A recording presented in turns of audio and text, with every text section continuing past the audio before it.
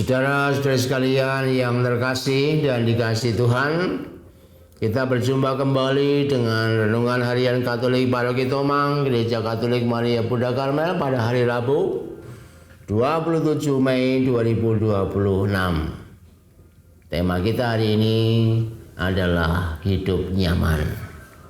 Pendasaran atas tema tersebut dari Injil Markus bab 10 ayat 32 sampai 42. Semua orang termasuk kita senantiasa mencita-citakan hidup yang nyaman. Semua orang menginginkan hidup seperti ini pastinya. Tetapi pertanyaannya adalah bagaimana hal tersebut bisa dialami? Dan pertanyaan itu dijawab oleh Injil hari ini yang memberikan beberapa alternatif inspirasi. Namun kali ini saya ingin mengajak Anda semua cukup melihatnya dalam 3 hal seturut kurun waktu hidup kita. Yang pertama, hidup nyaman dalam kandungan ibu.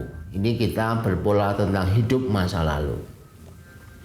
Manakala kita sedikit mundur ke belakang, hidup yang paling nyaman itu adalah hidup dalam kandungan ibu. Makan, tinggal makan, tidur, tinggal tidur, mau olahraga atau berdoa itu bebas. Karena menurut teropong medis, pada usia kehamilan 8 bulan, seorang bayi akan membentuk dirinya dengan tangan terkatup di depan dada. Ya, tafsirannya orang religius adalah itu hakikat manusia adalah berdoa mulai dari kandungan ibu. Tapi lebih daripada itu adalah hidup dalam kandungan yang seperti itu adalah hidup yang sungguh-sungguh, tidak ada susahnya, nggak ada stresnya lah, tidak usah repot lagi, semua bisa dilakukan. Situasi dalam kandungan sungguh-sungguh nyaman bukan saja faktor internal, tapi juga faktor eksternal. Karena sang bayi yang ada dalam kandungan pasti dijaga dan dilindungi oleh ibunya secara sangat hati-hati. Demi sang bayi, seorang ibu selalu tidur telentang menghadap ke langit-langit selama 9 bulan. Nggak ada yang tidur tengkurap, nanti kan bisa mati kalau tidur tengkurap. Nah itu ibu selalu hati-hati. Hanya ibu-ibu yang nakal saja ketika dia mengandung, ia misalnya tetap bertingkah sembarangan dan tidak memperhatikan kandungannya. Nanti kalau sudah keguguran baru nyesal, misalnya begitu ya. Tapi rata-rata seorang ibu akan melayani anaknya dan mengorbankan seluruh hidupnya, kesenangannya, semuanya agar anak dalam kandungannya baik-baik saja. Maka disitulah bayi dalam kandungan selalu ada dalam hidup nyaman. Itu kita berpikir tentang masa dulu. Sekarang mari kita melihat bahwa kenyamanan apa yang kita cita-citakan. Manakala kita berbicara tentang tujuan hidup, ini yang kedua, itu tentang hidup yang nanti. Hidup yang paling nyaman itu adalah hidup dalam kemuliaan Allah. Ketika kita ditanya, tentu pertanyaan ini terutama bagi mereka yang beragama. Nanti mau kemana setelah mati? Nggak ada yang menjawab, mau masuk neraka. Hampir semua orang akan menjawab pengen masuk surga. Hidup nyaman dalam kemuliaan Allah. Atau kalau mau sedikit spiritual akan mengatakan apapun nanti, yang penting pengen bersama dengan Yesus. Nah itu mau Yesus di mana nggak penting, yang penting saya bersama Yesus. Itu berarti tujuan paling nyaman adalah dalam kemuliaan Allah. Nabi Yesaya menggambarkan keindahan surga. Makhluk ciptaan akan berada bersama Allah dalam kedamaian cinta yang menyatukan.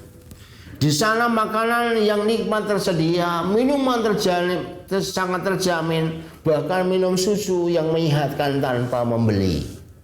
Macan tutul akan tidur-tiduran dengan domba, serigala bercengkerama dengan kijang di padang, dan seterusnya. Para malaikat menyanyi lagu indah diiringi musik bala tentara surgawi.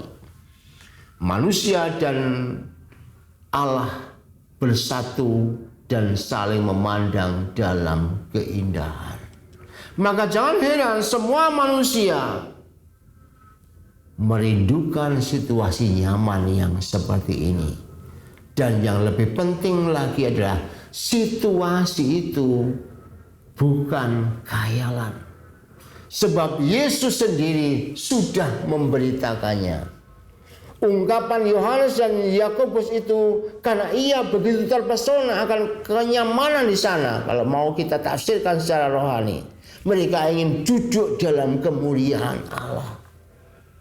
Bahkan kemudian setelah kebangkitan, Yesus juga mengatakan bahwa ia menyediakan tempat bagi kita semua untuk supaya ia bersama dengan kita dalam satu kehidupan.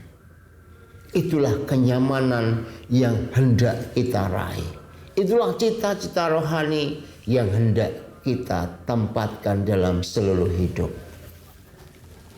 Sekarang poin yang ketiga, hidup nyaman dalam melayani Allah di saat sekarang. Kita telah berbicara dulu tentang dalam kandungan. Kita juga telah berbicara tentang nanti ketika kita setelah mati. Tapi persoalannya kita ada sekarang ini. Kita telah melihat rasa aman semuanya itu, dan pertanyaan yang kita ajukan sekarang adalah bagaimana kita meraihnya itu pada saat sekarang.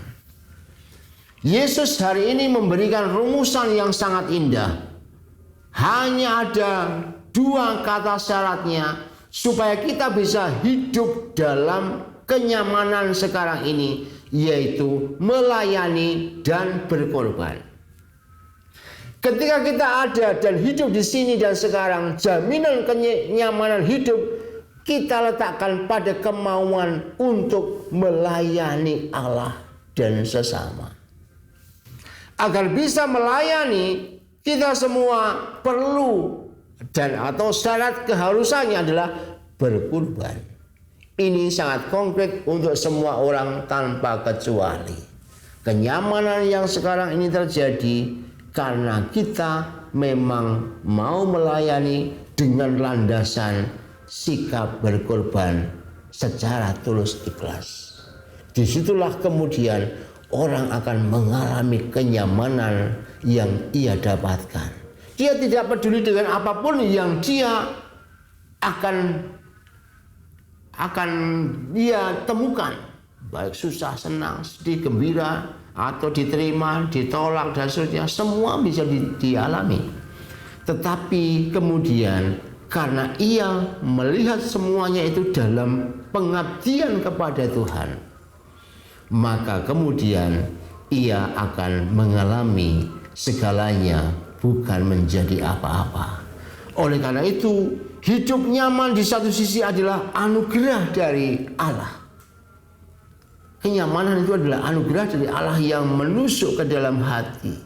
Di sisi lain adalah usaha berjerih payah. Keduanya saling terikat dan terkait. Kita tidak bisa mengharapkan hidup nyaman, tetapi kita sendiri tidak mengusahakannya. Bagaimana kita bisa hidup nyaman, tapi kita hanya menuruti kemauan diri sendiri dan tidak pernah mengusahakan untuk sungguh-sungguh mengikuti kemauan ilahi. Kita mengusahakan dengan melayani dan berkorban, karena di situ kita yakin Allah akan menyempurnakan. Pun pula sebaliknya, karena rahmat Allah kita dapat menjadi orang yang bisa memberikan diri, maka disitulah kemudian kita sebenarnya digerakkan oleh kekuatan ilahi. Maka di situ pula kita diajak bersyukur kepada Tuhan, karena didorong oleh kekuatan itu untuk bisa melayani dan berkorban. Syarat untuk dapat melakukan hidup atau menghayati hidup nyaman sekarang ini adalah melakukan hal yang seperti itu. Mau melayani, dan dengan melayani berarti berani berkorban. Mari kita belajar dari teks kitab suci hari ini, supaya kita tidak hanya terbuai oleh masa lalu pelayanan kita, supaya kita juga tidak terbuai oleh keinginan harapan masa depan kita tentang hidup yang nyaman, tetapi kita sungguh-sungguh berusaha memaknai hidup kita dengan melayani dan berkorban, supaya kita menemukan kedamaian dalam Tuhan. Yakinlah, saat kita disempurnakan oleh Tuhan, saat itulah sukacita akan terjadi. Tuhan memberkati.